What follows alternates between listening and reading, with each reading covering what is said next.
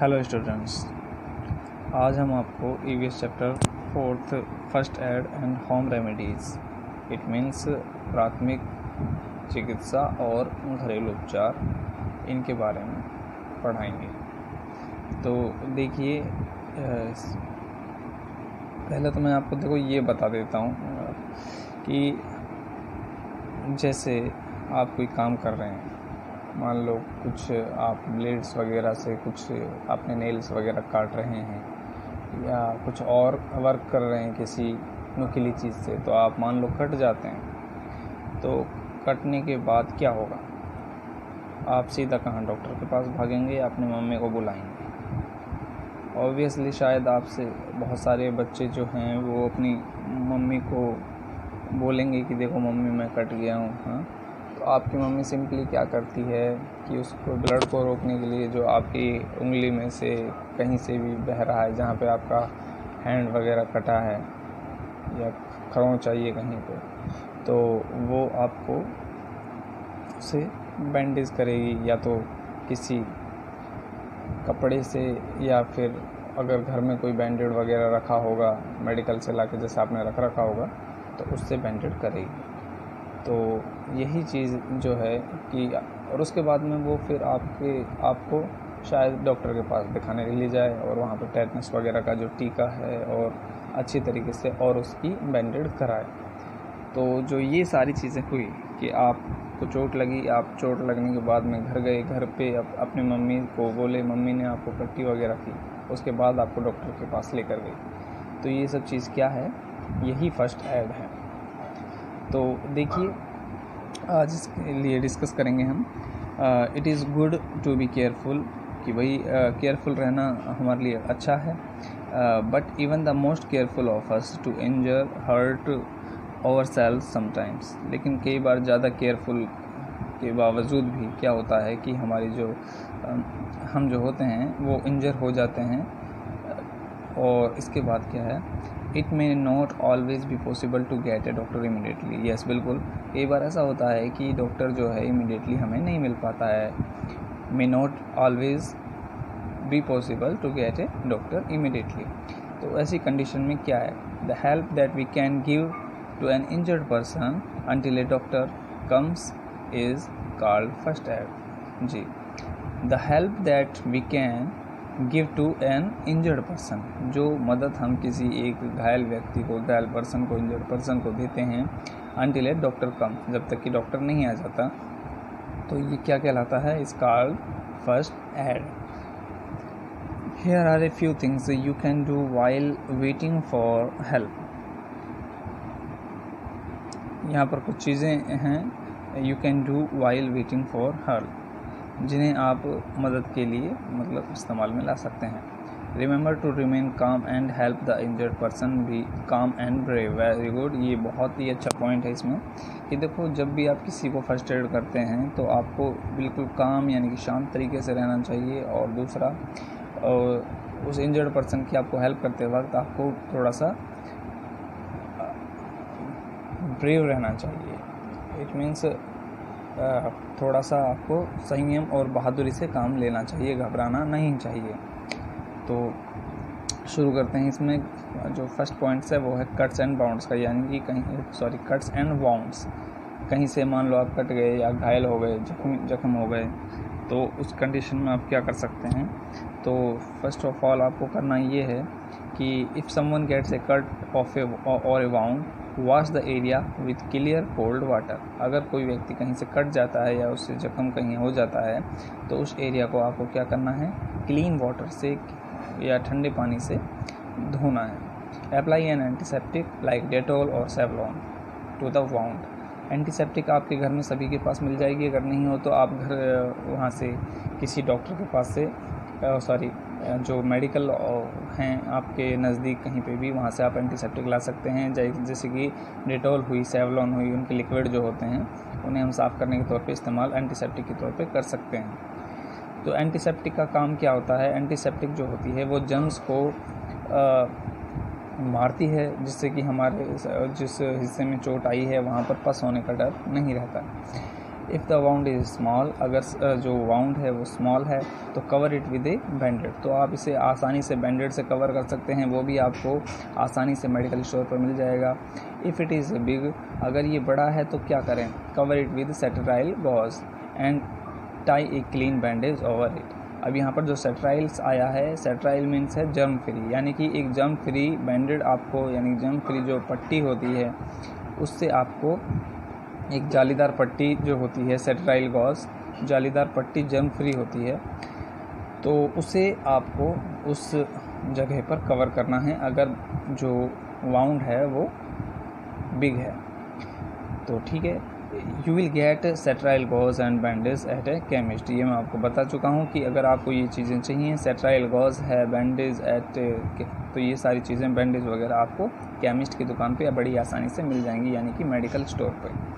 तो देखिए आगे, if A wound does not stop bleeding, अगर किसी वाउंड में यानी कि किसी जख्म में ब्लीडिंग नहीं रुक रही है, तब उस कंडीशन में आप क्या करेंगे, पुट सम कॉटन, थोड़ी सी कॉटन लेंगे, कॉटन और गॉज या फिर कोई पट्टी ले ली, पट्टी लेने के बाद में क्या करेंगे, over it and press it, तो उसे उसके ऊपर, उस जख्म के ऊपर रख के और फिर उसे प्रेस करना है, आपको थोड़ा सा दबाना है।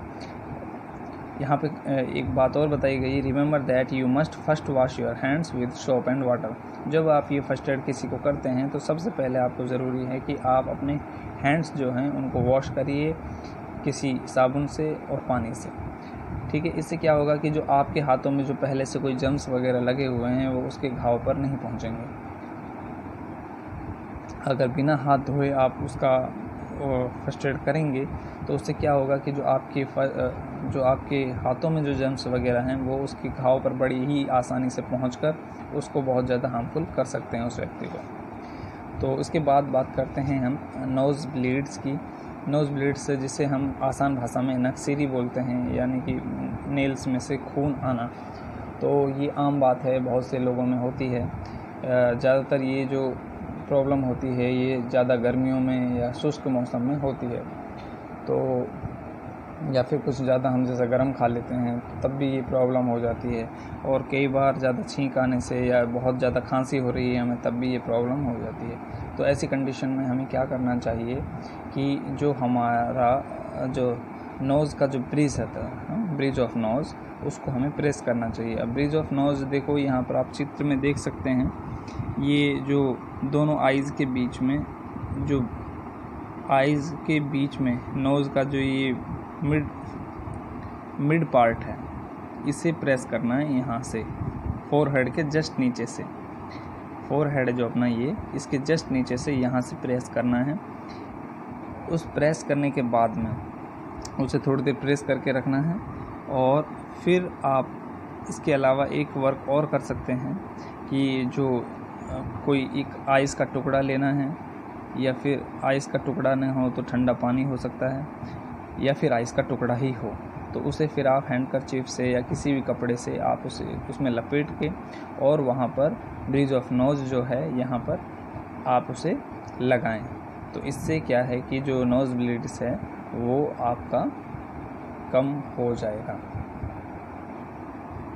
तो यहाँ पर जैसा बताया गया है कि the tiny tubes carrying blood inside the nose are very delicate. हाँ बिल्कुल बेटा, जो हमारे ये नोज़ की जो ये टिनी ट्यूब्स होती हैं, जो नली होती हैं जो ब्लड का ले जाने का काम करती हैं, ये बहुत ही ज़्यादा डेलिकेट होती हैं, नाजुक होती हैं, जैसा कि मैंने पिछले चैप्टर में, थर्ड चैप्टर में आपको बताया था। They can burst when someone sneeze और कफ ए लॉट। हाँ, तो ये हल्की सी खांसी हुई, छींक हुई, इससे भी क्या होती है, खुल जाती हैं, या इसे कहते हैं कि ये फूट पड़ती हैं। और फिर उसके बाद क्या होता है, gets hurt on the nose और even when the weather is very hot and dry. तो बेटा ये जो है हमारी नोज़ को हर्ट पहुंचाती है, थोड़ा सा तकलीफ़ पहुंचाती है, और यहाँ तक कि जब ज़्यादा शुष्क मौसम हो या गर्म मौसम हो तब भी ये हमारी नोज़ को इफ़ेक्ट करती है। Make the person sit up straight. हाँ देखो, ये बात मैं आपको बतानी भूल गया था, जब आप किसी का उपचार करते हैं इस कंडीशन में तो पहले उसे सीधा बैठा दीजिए, उसके बाद आपको press the bridge of the nose, उसके बाद में आपको वो जो पार्ट है उसको प्रेस करना है। तो if you can manage to get ice, अगर आप आइस मैनेज कर सकते हैं तो फिर आप make a bundle of ice in a handkerchief, फिर जैसा कि मैंने आपको बताया था अभी, apply it on the bridge on the nose. और फिर हम बात करते हैं स्ट्रिंग्स की, इट मीन्स डंक जो होते हैं उनके बारे में। ये जैसे कि हमारे हनी भी होती हैं, वेस्प और हॉर्नेट जिनको ततैया वगैरह बोलते हैं, या काले झींगुर टाइप के जिनमें डंक होते हैं। तो ये सभी स्टिंग्स वाले जो छोटे कीट्स इंसेक्ट होते हैं, ये बहुत ही ज़्यादा हमें तकलीफ़ पहुंचाते हैं अगर हमें कहीं पे काट खाएं तो इनके लिए भी उपचार है। अगर हम टाइम पे उपचार नहीं करते तो बहुत से लोग तो यहाँ तक है कि पैरालिसिस भी हो जाते हैं इनके काटने से भी, या फिर उनको इन्फेक्शन हो जाता है किसी तरीके का, रैशेज, खुजली वगैरह, एचेस वगैरह की प्रॉब्लम उनको हो जाती है। तो इसलिए ना हमें इसका भी स्टिंग्स, अगर कहीं से हमें कोई किसी भी प्रकार का इंसेक्ट काट ले तो उसका भी हमें फर्स्ट एड करना चाहिए। तो देखिए stings, the sting of a bee, wasp और hornet is quite painful. If someone gets a sting, wash the area with soap and water. जैसा कि हमने पहले भी अभी ये चीज़ें देखी हैं कि कोई भी जगह जहाँ से हमें कोई जख्म पहुँचा हो तो उसे पहले आप सोप एंड वाटर से क्लीन करिए। क्लीन करने से क्या होता है, आसपास के जो जर्म्स होते हैं वो पहले तो बेटा बिल्कुल साफ़ हो जाते हैं। इसे साफ़ करना बहुत ज़्यादा ज़रूरी होता है। फिर उसके बाद में क्या करें आप, pull out the sting with a pair of tweezers. हाँ, कोई भी आपके घर में कोई चिमटी वगैरह, कोई चोटी वगैरह हो तो उससे आप इस तरीके से, अगर वो चोटी हो तो इस तरीके से आप उसे उस चोटी से पकड़ के, उस स्टिंग को पकड़ के खींचने की कोशिश करें। अगर ये भी आपसे ना हो पाए, अगर आपके घर में मान लो ट्वीज़र ना हो, तो आप अपने जो नेल्स वगैरह हैं, फिंगर्स के जो नेल्स वगैरह हैं, आप उनका भी यूज़ कर सकते हैं। तो देखिए आप नेल्स से भी इस तरीके से कोशिश करें कि पकड़ के और उसे खींचें, ठीक है। यही जो आप स्टिंग यूज़ करने के लिए, स्टिंग को जो है पुल आउट करने के लिए ये इस्तेमाल करते हैं तरीका, यही तरीका आपका जो है कोई कांटा हुआ या कोई जैसे कि कोई तिनका वगैरह चला जाए या फिर कोई कीचड़ वगैरह चला जाए, ठीक है ना, थॉर्न्स एंड स्प्लिंटर्स अगर चला जाए आपके हाथों में कहीं पे लग जाए, तो उसके लिए भी आप यही जो सेम वे है ये इस्तेमाल कर सकते हैं। तो उसके बाद में जब आप ये वर्क कर लें, स्टिंग वगैरह अगर आप निकाल लेते हैं, फिर आप wash the area again and pulling of the sting. तो ये आपको फिर से करना है, वॉश करना है उस जगह को जब आप उस स्टिंग वगैरह को निकाल। नेक्स्ट देखते हैं। अच्छा, इसमें क्या कहा गया है, stinging inject a poison under the skin. Yes, जो हमें जो तकलीफ़, जो पेनफुल जो महसूस होता है वो, और जिसकी वजह से ये ज़्यादा नुकसान भी कर सकता है, वो इसलिए है कि जो हमारे ये जो इंजेक्ट होते हैं, ये जब किसी को काटते हैं तो एक पॉइज़न स्किन के अंदर छोड़ देते हैं, जिसकी वजह से होता क्या है, हमारा जो शरीर है, the makes the skin burn and ache. तो वो जो हमारा शरीर है वो जलन महसूस करता है और वहाँ पर खुजली भी महसूस हमें होती है। तो applying A paste of baking powder and calamine lotion helps. तो देखिए अगर आप स्टिंग वगैरह जैसे आप निकाल लेते हैं, तो स्टिंग वगैरह निकालने के बाद आपको करना क्या चाहिए, आपने धो तो लिया है उसे, तो आप उस पर बेकिंग पाउडर या कैलामाइन लोशन भी आप उसमें हेल्प के तौर पर लगा सकते हैं और लगाना चाहिए भी। बेकिंग पाउडर आपको आसानी से अपने घर में भी रखा मिल जाएगा। कैलामाइन लोशन भी आप लोग अपने घर में रखते होंगे, अगर नहीं हो तो आप अपने वहाँ से मेडिकल या केमिस्ट की शॉप से ले सकते हैं, जो कि आपको बड़ी ही आसानी से मिल जाएगा केमिस्ट की शॉप पर। कैलामाइन लोशन में एक्चुअली होता क्या है कि जिंक ऑक्साइड और होता है, जो कि हमारे, और ग्लिसरीन, ये सारी चीज़ें जो हैं हमारे उस स्टिंग को, जो स्टिंग का जो पॉइज़न है उसको कम करने में हमारी मदद करती हैं। तो ये हमारे लिए बहुत ही ज़्यादा यूज़फुल है calamine lotion and baking powder. तो you can you can also put some ice over the area. Yes, of course, आप जो हैं आप अपनी उस जगह पर आइस वगैरह का भी यूज़ कर सकते हैं। फिर उसके बाद बात करते हैं एनिमल बाइट्स की। एनिमल्स बाइट जैसा कि डॉग हैं, कैट, रैट, मंकी और भी कई सारी चीज़ें ऐसी हो सकती हैं जो आपको कई बार या किसी और व्यक्ति को काट लेती हैं। तो उस कंडीशन में हमें क्या करना चाहिए? तो देखिए, the bite of any animals can be dangerous. जो भी अगर कोई एनिमल्स खाता है तो वो बेटा डेंजरस है। अब वो डेंजरस क्यों है, देखो मैं आपको बता देता हूँ। क्योंकि जो ये डॉग्स वगैरह होते हैं, इनके काटने से रेबीज़ जो एक डिजीज़ होती है ये फैलती है। अगर इसका हमें तुरंत इसका इलाज नहीं किया तो देखो, जैसा कि आजकल तो सभी जगह पे रेबीज़ के टीके वगैरह लगाए जा रहे हैं। हॉस्पिटल्स में, मेडिकल स्टोर पर आपको बड़ी ही आसानी से रेबीज़ के टीके वगैरह मिल जाते हैं, वैक्सीन मिल जाती हैं। तो आपको डरने की ज़रूरत नहीं है, आपको सिर्फ अपना बचाव करना है। तो देखिए, तो जैसे अगर आपको कुछ खा लेता है, कोई काट लेता है कहीं से, तो आपको करना क्या है कि clean the wounds with soap and water to wash off the saliva. तो जो जहाँ से किसी भी एनिमल्स ने आपको काट लिया है तो आप उसे सोप एंड वाटर से पहले वॉश करें, जो आपकी जिस एनिमल्स की जो सलाइवा वगैरह है वो उसकी साफ़ हो जाए। उसके बाद आपको करना क्या है, cover the wound with A bandage और ए क्लीन हैंडकरचीफ।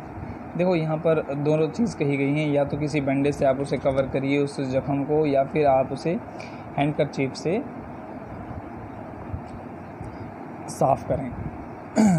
आप अगर उसे कवर भी नहीं कर सकते हैं तो आप उसे हैंडकरचीफ से साफ़ करें। तो उसके बाद में देखो, बिल्कुल ज़रूरी बात है बेटा कि आप उस बात को छुपाएं नहीं कि मैं किसी ने खा लिया हूँ, आप उसे या काट लिया हूँ, सॉरी, आप उसे बताएं, अपने पेरेंट्स को बताएं, या फिर आप अपने किसी भी बड़े जो पर्सन है परिवार में आप उसे बताएं। You must tell your parents immediately so that they can take the person to a doctor.